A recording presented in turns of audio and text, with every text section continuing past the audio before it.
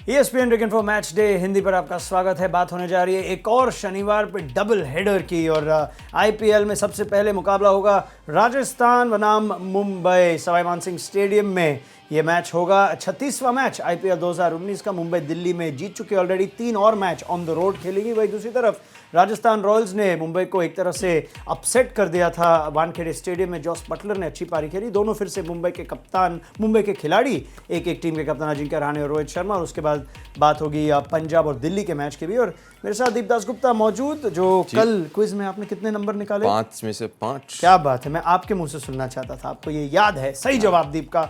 और देखते हैं आज वो बैक परफॉर्मेंस कर पाएंगे या नहीं, या ये एक वन ऑफ था राजस्थान की जीत की तरह। देखते हैं। अब ये है ना कि पिछले वाले पेपर में 100 में से 100 हो गया, तो इसमें मैं फेल भी हो सकता हूँ। तो ऐसा है क्या? हाँ, एवरेज मेरी इंस्टीट्यूशन में आपको हर एग्जाम में पास करना होगा। नहीं तो मैं आपको निकाल दूंगा और मुरली कार्तिक को बिठा दूंगा। हाँ प्लीज। लेकिन मैं खुद आपके साथ आ जाऊंगा, वो दूसरी बात है। चलिए, पहला सवाल दीपदास गुप्ता के लिए। इनमें से किस खिलाड़ी ने राजस्थान, मुंबई, दिल्ली और पंजाब चारों टीम के लिए IPL खेला है? क्या बात है। कल की आपके परफॉर्मेंस के बाद ऐसे मैं गूगली निकाल रहा हूं आपके लिए। Dinesh Karthik, Aaron Finch, Glenn Maxwell या युवराज सिंह? राजस्थान, मुंबई, दिल्ली, पंजाब। जी। युवराज राजस्थान के लिए नहीं खेला है। एरन फिंच ने काफी सारे खेले। बिल्कुल। एरन फिंच में 7 कुछ फ्रेंचाइजीज के लिए खेला है। ऐसा थोड़ी सी मतलब 1.5-2 अपीयरेंस कर लेते हैं और अपना एक चेक लेके रफू चक्कर हो जाते हैं। सॉरी, जल्दी अगर बात करें तो मैं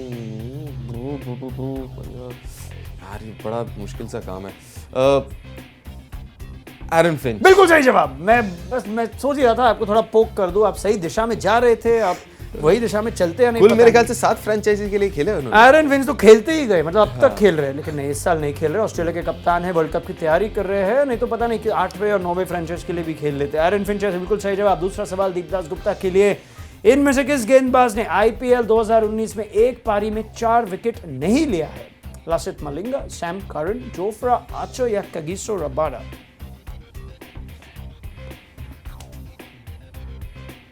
कगिसो रबाडा।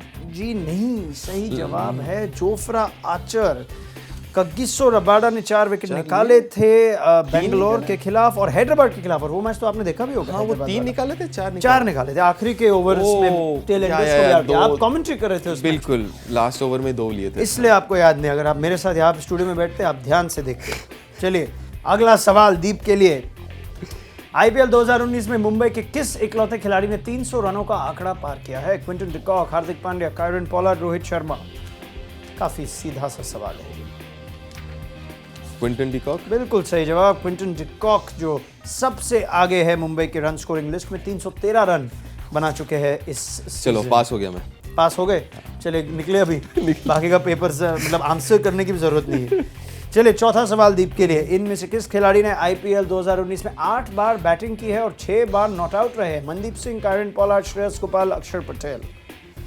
8 बार बैटिंग की है, लेकिन 6 बार नाबाद भी रहे। नाबाद भी रहे। Good chances. गोपाल के अच्छे चांसेस हैं, लेकिन मैं मनदीप सिंह के साथ जाना चाहूँगा। आप बिल्कुल मनदीप सिंह के साथ ही जाइए। बिल्कुल सही जवाब है। अच्छी परफॉर्मेंस दीपदास गुप्ता की। और आखिरी सवाल अब। पृथ्वी शॉ इस सीजन एक पारी में 99 रन पर आउट हुए। IPL में 99 पर आउट होने वाले पहले खिलाड़ी का नाम बताइए। ये काफी चर्चा में थी जब पृथ्वी शॉ ने 99 बनाए थे। दूसरे ऐसे खिलाड़ी बने वो KKR के खिलाफ बनाए थे पृथ्वी शॉ ने। अच्छी कंपनी में, भले कोई भी जवाब क्यों ना हो। बिल्कुल। अरे यार, कुछ भी दे देते हैं। सुरेश रैना। जी नहीं, सही जवाब है विराट कोहली। लेकिन आप ऑलरेडी पास हो चुके थे, तो आप तो टाइम पास ही कर रहे थे पास होने के बाद। चलिए, पहले मैच की तरफ बढ़ेंगे। बात होगी राजस्थान बनाम मुंबई की। सबसे पहले प्लेइंग 11 पे एक नजर डालेंगे, क्योंकि राजस्थान ने काफी सारे चेंजेस किए थे लास्ट मैच के पहले दीप। और आपने एक और चेंज किया है। वेस्टइंडीज के तेज गेंदबाज ओशेन थॉमस को आपने शामिल किया है इस टीम में। इसकी क्या वजह हो सकती है? भाई, दूसरी तरफ अगर मैं देखूं तो आपने वही टीम रखी है। मैं बैटिंग ऑर्डर पे भी काफ़ी इंटरेस्टेड हूँ कि आप क्या बैटिंग ऑर्डर, लेकिन ओशेन थॉमस का चयन क्यों किया आपने? क्योंकि इकलौते शायद यही बाहर बैठे हुए हैं जिन्होंने अभी तक मैच नहीं खेला, तो इनको भी खिला लेते हैं। अच्छा, इतनी दरियादिली दिखा रहे हैं आप। क्योंकि देखिए पिक है क्या? क्योंकि देखिए, इनमें से जॉस बटलर निकल जाएंगे, स्टोक्स पता नहीं अभी भी फिट हैं, अगर फिट हैं तो फिर वो आ जाते हैं। तो फिर आप पूरा जो इक्वेशन है वो चेंज हो जाएगा। इसके बाद जोफ्रा आर्चर भी नहीं रहेंगे, तो अभी से शुरू कर दें उनको खिलाना। पता भी लग जाएगा कि अगले साल के लिए तो इस सोडी की शायद उनको इस सोडी की जगह इसलिए और एक कारण है कि तेज गेंदबाज को लाया हूं क्योंकि अमूमन जो होता है सवाई मान सिंह का जो मैदान होता है, जो पिच होता है, वो उसमें तेज गेंदबाजों के लिए मदद रहती है। लेकिन पिछले 2 मैचेस में जो है थोड़ी स्पिन फ्रेंडली रही है, जो कि देख के थोड़ा सा मैं अचंभित जरूर था मैं। ठीक है, अगर मुंबई इंडियंस की बात करें तो उन्होंने एक स्पिन फ्रेंडली पिच को देखा फिरोजशाह कोटला में और काफ़ी स्ट्रेटेजिक चेंजेस किए थे उस समय, लेकिन आपने वही टीम का चयन किया, तो जयंत यादव फिर भी आपकी टीम में शामिल होंगे? अगर वही दोबारा मैं देख रहा हूँ कि अगर पिच किस लिहाज से, अगर पिच में ज़्यादा घुमाव नहीं है या घुमाव नहीं है तो फिर शायद वापस 2 मैच पहले जो टीम थी उसकी तरफ रुख करेंगे। इसमें ईशान किशन अगर फिट होंगे तो शायद ईशान किशन आ जाएंगे, उधर बेन कटिंग के जगह पे बैरनडॉफ आ जाएंगे। अगर नहीं है, अगर घुमाव है पिच पे, तो फिर वो जो लास्ट मैच जो टीम खेली थी उसी टीम के साथ जाना चाहूँगा। चलिए, अगर हम इनकी हाल ही में मुकाबलों की बात करें तो आपको याद होगा कि जॉस बटलर ने बहुत ही कमाल की पारी खेली थी वानखेड़े स्टेडियम में और राजस्थान को जीत दिलाई थी। और एक तरह से कह सकते हैं जहाँ के राजस्थान का फॉर्म थोड़ा शायद ऊपर नीचे होता है, पिछले साल प्लेऑफ्स में पहुंचे थे, शायद कुछ दर्शक ये भूल जाए, लेकिन प्लेऑफ्स में मुंबई को ही उन्होंने क्रॉस किया था प्लेऑफ्स के फाइनल आखिरी पोजीशंस पे। और राजस्थान 4 बार जीती आखिरी 5 मैच में, एक तरह से एक बोगी टीम कहला सकते हैं इसे मुंबई इंडियंस के लिए। बिल्कुल, और देखिए राजस्थान की टीम ठीक ठाक रही है, ऐसा नहीं कि बहुत अच्छी रही हो या बहुत बुरी, वो बीच में रहती है। लेकिन इस साल जो देखने लायक बात रही है मेरे लिए कि 8 मैचेस खेल चुके हैं अब तक, अभी तक उनको अपना प्लेइंग 11 नहीं पता जी, अभी तक क्या कॉम्बिनेशन है वो नहीं पता। पिछले मैच में बैटिंग ऑर्डर में बदलाव किया है, त्रिपाठी ऊपर गए हैं, अजिंक्य रहाणे मिडिल ऑर्डर आए, तो मतलब कुछ भी ठीक दिख नहीं रहा इस टीम के साथ। और 1-2 मैच के भीतर ही आपके ओवरसीज प्लेयर्स निकल जाएंगे, तो मामला और भी थोड़ा सा गड़बड़ाने वाली बात है। और अगर हम बैटिंग की बात करें तो सबसे खराब औसत की लिस्ट में राजस्थान रॉयल्स को आप देखेंगे 2 नंबर पर, और दोनों टीमें जो बॉटम 2 में है उनका नाम सबसे ऊपर इस लिस्ट में। तो इसमें आपको कोई डाउट नहीं होना चाहिए कि ये एक बड़ा कारण हो सकता है। औसत केवल 27 का, और केवल औसत की बात नहीं है, स्ट्राइक रेट की भी बात है, और शायद इसलिए कुछ बदलाव किए थे बैटिंग ऑर्डर में। लेकिन आपकी राय में दीप, बैटिंग ऑर्डर की समस्या का क्या समाधान है? बैटिंग ऑर्डर जो पहले था वो मेरे ख्याल से बेहतर था। ये अजिंक्य रहाणे 4 नंबर और त्रिपाठी ओपन, मतलब त्रिपाठी ओपन तो ठीक है, लेकिन अजिंक्य रहाणे बीच में, मतलब सब कुछ ही चेंज सा लग रहा है जी। अगर वही आप दोबारा चाहें और स्टोक्स फिट हैं, स्टोक्स मिडिल ऑर्डर आ जाते हैं, अजिंक्य वापस ओपन करते हैं, लेकिन किरदार जरूर बदलना चाहूँगा कि उनका रोल क्या है टीम में, वो ज़्यादा ज़रूरी है बदलना। और वो क्लैरिटी दिमाग में बिल्कुल एकदम साफ होना कि भैया ये मेरा रोल है, ये मुझे करना है। हार जीत तो लगी रहती है, लेकिन वो क्लैरिटी अगर ना हो तो ये जो अभी मसला चल रहा है ना, ये इसका इफेक्ट इस साल नहीं अगले साल भी पड़ सकता है टीम पर। और रन रेट की भी प्रॉब्लम होती है, स्ट्राइक रेट की प्रॉब्लम होती है। लेकिन अजिंक्य रहाणे अच्छी पारी, अच्छी अप्रोच दिखाई थी वानखेड़े स्टेडियम में मुंबई के खिलाफ। शायद उसी स्टाइल में अगर खेले तो कुछ फर्क पड़ सकता है इस टीम को। वही दूसरी तरफ मुंबई जो है, जब शुरुआत आराम से करती है, जब बाकी की टीमें जीत रही है, वो बोलते हैं मैं आराम से बाद में जीतूंगा जब मेन फेज आएगा। और ऐसे लग रहा है कि मुंबई की गाड़ी अब ज़्यादा तेज़ चलने लग गई है। और राहुल चहर का इसमें उनका एक योगदान रहा है। 3 विकेटें निकाली दिल्ली के खिलाफ पिछले मैच में। और अगर उनका प्रदर्शन हम देखें घर पे और घर के बाहर, तो घर के बाहर बहुत ही अच्छा प्रदर्शन उनका, 5 की इकोनॉमी से चल रहे हैं, 5 विकेटें भी निकाले हैं, और हर मैच में ऐसा लग रहा है कि कॉन्फिडेंस बढ़ रहा है राहुल चहर का। दीप बिल्कुल, और गेंदबाजी भी अच्छी कर रहे हैं, और मैं बिल्कुल इसमें हैरान नहीं हूं कि घर के बाहर उनका प्रदर्शन अच्छा रहा है। खासकर अगर पिछले मैच उठा लें तो वो सतह ऐसी थी, वो पिच ऐसी थी जहां पे स्पिनर्स के लिए काफ़ी मदद थी, तो वो चीज़ तो तय। और वानखेड़े में वैसे ही थोड़ा स्पिनर्स के लिए खास रहता नहीं है मदद, और मार काफ़ी पड़ती है स्पिनर्स को, लेकिन वहाँ पे भी अगर आप देखें तो उन वानखेड़े के हिसाब से आंकड़े उनके फिर भी अच्छे हैं। अगर आप राजस्थान रॉयल्स होते तो आपको किस तरह की पिच चाहिए सवाई मानसिंह स्टेडियम में? देखिए, फिलहाल जिस तरीके से बल्लेबाजी कर रहे हैं और जिस तरीके से खेल रहे हैं, तो मुझे नहीं लगता पिच का ज़्यादा फर्क पड़ेगा। लेकिन फिर भी मैं ये चाहूँगा जो टीम है वहाँ पे जो स्वाभाविक पिच रहता है सवाई मानसिंह में, जहाँ पे थोड़ी सी घास, थोड़ी सी उछाल और गति के साथ, क्योंकि जो बल्लेबाज है ना आपके, उनको गति चाहिए, क्योंकि वो वैसे पावर हिटर्स नहीं है। आप अजिंक्य, संजू, त्रिपाठी, अगर स्मिथ खेलते हैं तो स्मिथ को भी पकड़ लें, तो पावर हिटर्स नहीं है। तो अगर पेस है पिच पे तो उस पेस का फ़ायदा उठा सकते हैं। जी। तो मेरे हिसाब से तो उनको वैसा पिच ज़्यादा सूट करता है। पावर हिटिंग की आपने बात की और पावर हिटिंग का नमूना हार्दिक पांड्या ने सबसे बखूबी दिखाया है इस साल के आईपीएल में मुंबई इंडियंस के लिए, और किस तरह हर मैच में कोई ना कुछ उनका योगदान रहता है। थोड़ी और हम जानकारी लेते हैं हार्दिक पांड्या और उनके इस साल के आईपीएल के बारे में। 16 गेंदों में 37 रन, 11 में 28, 8 में 25, 14 में 32 और फिर 15 में 32। इस बार डेथ ओवर्स में हार्दिक पांड्या का जलवा अलग है। मुंबई की जीत और हार के बीच यही खिलाड़ी खड़ा है। जनवरी में ऑस्ट्रेलिया लैंड होते ही पहले कॉफी ने 2 हफ्ते सस्पेंड कर दिया, फिर कमर दर्द ने क्रिकेट से बाहर रखा, लेकिन आईपीएल में कदम रखते ही पांड्या अपनी लय में आ गए। Nothing, it's okay. Everyone has a setback, and it was for me. You know, I wanted to improve, and I got some time for my body as well, and for the game as well. And I think the time which I was out, it's helping me right now because I'm in a good mind space, and everything is coming right. Pandya का यूं right mind space में आना गेंदबाजों के लिए wrong खबर लेकर आया। पेसर्स को पांड्या बेरहमी से पीट रहे हैं। स्पिनर्स के खिलाफ औसत थोड़ा कम है, लेकिन लंबे लंबे छक्के लगाकर उन्होंने मोमेंटम अपने साथ रखा है। हार्दिक का कॉन्फिडेंस 7वें आसमान पर है, तभी तो वो कुछ नए शॉट्स मजे मजे में खेल रहे हैं। धोनी के हेलीकॉप्टर शॉट को पांड्या ने अपना बना लिया है, तभी तो डेथ ओवर्स में यॉर्कर्स को भी स्टैंड्स में पहुंचा रहे हैं। केवल आखिरी 2 ओवर्स में बनाए गए उनके रनों को जोड़ें तो उन्होंने 36 गेंदों में सेंचुरी पूरी कर ली है। पहली बार उनका स्ट्राइक रेट 200 के आसपास जा पहुंचा है। हालांकि गेंदबाजी करते हुए उन्होंने करीब 10 के रेट से रन दिए हैं, लेकिन बल्ले से हार्दिक ने उसकी भरपाई कर दी है। अगर ऐसे ही चलता रहा तो हो सकता है हार्दिक अपने दम पर मुंबई को एक और टाइटल दिलवा दें। दूसरी टीम के फैंस को यह अच्छा नहीं लगेगा, लेकिन टीम इंडिया की चांदी इसी में है कि यह हार्दिक 2.0 वर्जन कम से कम वर्ल्ड कप तक इसी तरह चलता रहे। बिल्कुल, भारत के फैंस तो यही चाहेंगे, और इतनी अच्छी अगर परफॉर्मेंस ब्रेक के बाद है तो शायद बार बार ब्रेक लेना चाहिए हार्दिक पांड्या को। मजाक कर रहा हूँ, इतने अच्छे खिलाड़ी और काफ़ी बड़ी भूमिका उनकी होगी वर्ल्ड कप में भी। मुंबई या राजस्थान दीप? जयपुर में मुंबई। मतलब कुछ मुंबई, इतना आपने कहा राजस्थान के, पर चलो कोई नहीं, मैं समझ सकता हूँ आपने मुंबई का नाम क्यों लिया है। दूसरे मैच की तरफ बढ़ेंगे। शायद ये मैच प्रिडिक्ट करना और थोड़ा मुश्किल होगा। नॉर्थ इंडियन डार्बी जिसे कहते हैं, दिल्ली बनाम पंजाब, और दिल्ली घर पे खेल रही है तो शायद पंजाब को ही जीतेगी ये मैच।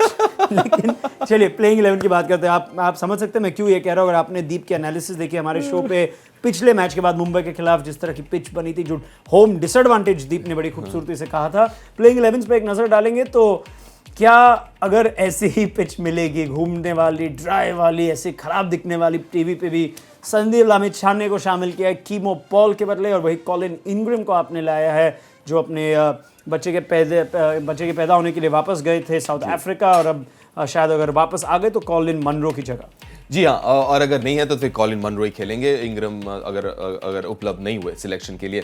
देखिए एक चीज़ तो तय है कि ये पिच वैसी खेलेगी, क्योंकि अगर 12-14 दिन के ब्रेक के बाद भी अगर पिच में कोई बदलाव नहीं है तो ये तो तय है कि पिच वैसी ही खेलेगी, उसमें कोई परिवर्तन होगा नहीं। अब जो मेरे लिए मसला है दिल्ली का, वो टेक्निक का नहीं, पिच का नहीं, मेरे लिए मसला है दिमाग का। क्योंकि आप अब क्या हो गया, प्लेयर के दिमाग में बैठ गया कि ये पिच ऐसा है जी। और कभी कभार क्या होता है कि प्लेयर के जब दिमाग में ऐसा होता है ना, तो वो कभी कभार जो है दायित्व थोड़ा सा हटाने की कोशिश करता है, कहता है कि भैया मैं क्या करूं, पिच ऐसा है। क्योंकि आपके सपोर्ट स्टाफ ने बोला नहीं पिच अच्छा नहीं है, पूरी दुनिया कह रही है पिच अच्छा नहीं है, तो कभी कभार वो रेस्पॉन्सिबिलिटी जो है, वो दायित्व है, वो हटाने की कोशिश करते हैं, वो स्वाभाविक है। लेकिन वहीं पे जो चैलेंज है वो ये कि किस तरीके से ये दिमाग से पिच की बात हटा दिया जाए, इसके बारे में बात ही ना किया जाए और कहे कि भैया जो है सो है, इसी के बावजूद जीतना पड़ेगा, क्योंकि आपके 3 मैचेस 5 में से इसी मैदान में है, तो ये आपका एक्सक्यूज नहीं हो सकता। तो आपको, आप सब प्रोफेशनल क्रिकेटर हैं, आपको अब ढूंढ निकालना है कि किस तरीके से मैच जीता जाए। चलिए देखते हैं अगर दिल्ली कैपिटल्स दीप की बात पे गौर कर पाएंगे या नहीं, या जीतने का एक रास्ता निकाल पाएंगे या नहीं। वही किंग्स 11 पंजाब की बात करें तो करीबी मैच में राजस्थान को उन्होंने हराया था मोहाली में, अब मोहाली से दूर आ गए, दिल्ली में है, ज़्यादा दूर तो नहीं है, लेकिन फिर भी अगर टीम पे एक नज़र डाले, आपने वही टीम का चयन किया है जिसने लास्ट मैच जीता था। जी हाँ जी, क्योंकि ज़्यादा फ़र्क करने की ज़रूरत नहीं है। अगर मैं देखता हूँ कि स्पिन के हिसाब से तो वहीं पे आपके पास अश्विन हैं, मुजीब भी हैं टीम में, दोनों अश्विन हैं आपके, रविचंद्रन और मुरुगन। तेज़ गेंदबाजी में अर्शदीप ने ठीक ठाक गेंदबाजी की, मोहम्मद शमी भी हैं। बल्लेबाजी में भी देखें तो वहाँ पे आपके पास हैं प्लेयर जो कि स्पिनर्स को खेल पाते हैं। खासकर काफ़ी दारोमदार रहेगा केएल राहुल के ऊपर, इस पिच के ऊपर खासकर। और अगर हम रीसेंट मीटिंग्स की बात करें, पिछले मैचों में क्या हुआ जब इन दोनों टीम साथ भिड़ी थी, तो जी हाल ही में तो जो सैम करन ने कमाल दिखाए और जिस तरह दिल्ली अपने आप ही लुढ़क गई, तो काफ़ी ग्लोरियस कोलैप्स एक तरह से कहते, जीता जिताया मैच हार रही थी दिल्ली कैपिटल्स, और पंजाब ने काफ़ी बार उनको हराया पिछले 5 मुकाबले में। आप देख सकते हैं 4 मैच लगातार पंजाब जीत चुकी है। तो देखते हैं इस मैच में क्या होगा। थोड़ी बहुत अगर हम ये होम एडवांटेज का जो मुद्दा है, जो दीप ने कहा कि शायद मुद्दा आप केवल पिच से आगे हमें जाना चाहिए, लेकिन फिर भी अगर बात करें विन परसेंटेज की और घर में जीत प्रतिशत क्या है, और दिल्ली और बेंगलुरु बॉटम 2 पे, तो ये एक अजीब सी एक स्टैट है दीप, जहां दिल्ली ऑन द रोड इतनी अच्छी परफॉर्मेंस कर पाए। अब मैं पिच में एक्सपर्ट तो नहीं हूं, लेकिन अगर आपको इस पिच को अपने स्ट्रेंथ्स के अनुसार बनाना पड़ेगा, तो उसमें क्या लगेगा, क्या ये कर पाएंगे, या अब पूरी तरह से इनको सोचना पड़ेगा कि नहीं, हमें यही पिच है, हमारे 3 मैच यही होने वाले, हमें कुछ और ही करना पड़ेगा? देखिए, मेरा ये मानना है कि अगर 14 दिन में, जो मैंने पहले कहा कि अगर नहीं हुआ है तो मतलब या तो नहीं हो पाएगा या नहीं करेंगे। साफ सी बात है, मतलब आपके हाथ में नहीं है, क्योंकि आपके हाथ में जो था आपको बोलना था, और बोलने के बावजूद अगर नहीं हुआ तो अब आपके हाथ में नहीं तो है। अब ये सिलेक्शन वाइज क्या कर सकते हैं? सिलेक्शन वाइज भी आप देखिए, बल्लेबाजी के क्रम में तो बदलाव ज्यादा कर नहीं सकते, क्योंकि ये है जो है। गेंदबाजी में ये है कि आप थोड़ा सा स्पिनर्स को ज्यादा देखें, और जो बल्लेबाज हैं उनके दिमाग में आप जितना, क्योंकि मेरा ये मानना है वो एक एनवायरनमेंट सा बन जाता है कि सब बात करने लगते हैं, यार पिच खराब है, पिच खराब है। अगर आपको वो नेगेटिविटी हटाना है, तो मेरे हिसाब से तो ये नियम कर देना चाहिए कि किसी के मुंह से पिच के बारे में एक शब्द नहीं सुनना चाहता हूँ। क्या बात है? कि चाहे वो ड्रेसिंग रूम में हो, कमरे में हो, पिच के अलावा सब चीज़ों के बारे में बात होगी, लेकिन पिच के बारे में बात नहीं होगी, क्योंकि जितना आप बात करेंगे उतना जो है वो नेगेटिविटी आपके अंदर भरती रहती है। तो वो उसको आप हटाई दीजिए। आपको ये बताएं कि खासकर जो भारतीय बल्लेबाज हैं कि भैया ये यहीं पे आप खेल के बड़े हुए हैं, ऐसी पिचेस आपको मिलती हैं, ऐसे ही करना पड़ेगा आपको जी। अब ये है कि जो प्लेयर्स हैं उनसे बात करके कि किस तरीके से कौन से शॉट खेल सकते हैं, कौन से नहीं। खासकर शिखर धवन, क्योंकि वो दिल्ली के ही हैं, इस पिच पे खेलने की आदत है उनको, तो उनके ऊपर काफ़ी सारा दारोमदार है। और दिमाग में ये भी होना चाहिए कि भैया 170-80 फिलहाल भूल जाएं जी। 140, अगर पहले बैटिंग कर रहे हो तो 140 ही दिमाग में रखें। गेंदबाजी भी करें तो भी गेंदबाजों के दिमाग में वो होना चाहिए, कप्तान के, कि 140-50 के भीतर रखना पड़ेगा। चलिए, अनुभव तो है ही, शिखर धवन का तो है, सौरव गांगुली भी उनके मैनेजमेंट में है, और रकीब पॉन्टिंग को तो हम जानते हैं कितने कमाल के बल्लेबाज है और काफ़ी अच्छे थिंकर भी है गेम पे। देखते हैं अगर पिच के बारे में जिक्र होगी या नहीं, लेकिन शायद दिल्ली ना करे, लेकिन आर अश्विन इस बारे में ज़रूर बात करेंगे, क्योंकि उनको ये पिच काफ़ी सूट करेगा दीप। और इस साल अच्छा सीजन रहा है अश्विन के लिए, जहाँ औसत की इशू होती है अश्विन के लिए कि ज़्यादा विकेट नहीं ले पाते। यहाँ 9 मैच में ऑलरेडी पिछले 3 IPL में अगर देखें 15, 16 और 18, 17 में इंजर्ड थे काफ़ी आर अश्विन, लेकिन और ज़्यादा विकेट 9 मैच में, यहाँ लगभग आधे मैच में निकाल पाए ऑलरेडी। क्या है अश्विन की ज़्यादा प्रभाव क्यों पड़ा है उनका इस साल? कुछ अलग कर रहे हैं या कुछ अलग नहीं कर रहे इसलिए ज़्यादा विकेट बहुत कुछ अलग कर रहे हैं जी। बहुत कुछ अलग इसलिए कर रहे हैं क्योंकि मेरे ख्याल से अब उनके पास दूसरे काफ़ी सारे जो गेंद हैं उसका इस्तेमाल कर रहे हैं। स्लाइडर हो गया या लेग ब्रेक जो कैरम बॉल डालते हैं उसका इस्तेमाल कर रहे हैं, ऑफ स्पिन डाल ही रहे हैं। बीच बीच में कभी नीचे से केदार जाधव जैसे एक्शन से डालने लग जाते हैं, तो काफ़ी कुछ अलग अलग कर रहे हैं। तो वो होता है ना कि आप बतौर बल्लेबाज एक लाइन अप करते हैं कि चलो अश्विन जो है बॉलर ऐसे बॉल करते हैं तो यहाँ पे मैं मारूंगा उनको या यहाँ पे गेंद आएगी, तो वो सेट होने नहीं दे रहे बल्लेबाज को। क्योंकि अगर 6 गेंद उसमें से 4 अलग अलग तरीके के डालें तो बतौर बल्लेबाज भी सोचता है कि अगला गेंद क्या आने वाला है। तो उस हिसाब से थोड़ा ना वो थोड़ा सा स्मार्ट गेम खेल रहे हैं और जो कि कारगर भी साबित हुआ। ऐसे लग रहा है कि क्योंकि अच्छे फॉर्म में है, खुद अच्छे फॉर्म में, लास्ट मैच में मैन ऑफ द मैच भी रहे हैं, कि जो उनकी जो वाइब है, जो स्ट्रेंथ, ये बाकी टीम में फैल रही है जी। कि पकड़ के रखा है उनको, अहम भूमिका निभाते हैं बतौर कप्तान। मेरे ख्याल से कप्तानी बहुत अच्छी रही है उनकी। जिस तरीके से आपने कहा कि मेरे हिसाब से तो मेरे अपेक्षा के अनुसार उससे बेहतर ही खेला है पंजाब ने। अगर पंजाब टीम पे आप देखें तो काफ़ी सारे सवालिया चिन्ह थे, चाहे आप मयंक अग्रवाल देख लें या क्रिस गेल देख लें, ऊपरी क्रम में केएल राहुल देख लें, लेकिन सब ने, सैम करन भी अगर आप देखें तो सब ने जो है जितनी उनसे अपेक्षा थी उनसे ज़्यादा ही बेहतर खेला है और क्रेडिट देनी पड़ेगी जिस तरीके से मैनेज किया है इस पूरे चीज़ को अश्विन ने। तो मेरे हिसाब से तो बहुत अच्छी कप्तानी की अब तक उन्होंने। अश्विन या श्रेयस अय्यर इस मैच में, दिल्ली या पंजाब? वो मुश्किल काम है क्योंकि मेरा ये मानना है कि ये दिमाग वाला मैच है। क्या टीम बैटिंग फर्स्ट जीतेगी, ऐसा कुछ हो सकता है? टीम बैटिंग फर्स्ट जीत सकती है उस जैसे हमने पिछले मैच में देखा, क्योंकि दूसरे हाफ में बैटिंग करना और ज़्यादा मुश्किल होगा। लेकिन ये दिमाग वाला गेम है। देखिए इसमें जहाँ अश्विन है, अश्विन दिमागी रूप से या टीम को वैसे ही चलाएंगे, लेकिन मुझे ये देखना है कि जो युवा टीम है जिनमें उतना अनुभव नहीं है वो किस तरीके से इस चैलेंज को लेते हैं। चलिए, सीधा साधा जवाब नहीं है इस प्रेडिक्शन का। बहुत बहुत धन्यवाद दीप हमारे साथ जुड़ने के लिए। डबल हेडर है सैटरडे को, उसके बाद चर्चा होगी दीप दास गुप्ता के साथ ही ESPN क्रिक इन्फो मैच डे हिंदी पर।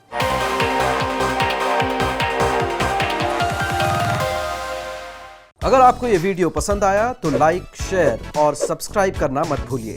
आप अपने कमेंट्स नीचे कमेंट बॉक्स में छोड़ सकते हैं। नोटिफिकेशंस के लिए बेल आइकॉन यानी इस घंटी पर क्लिक कीजिए।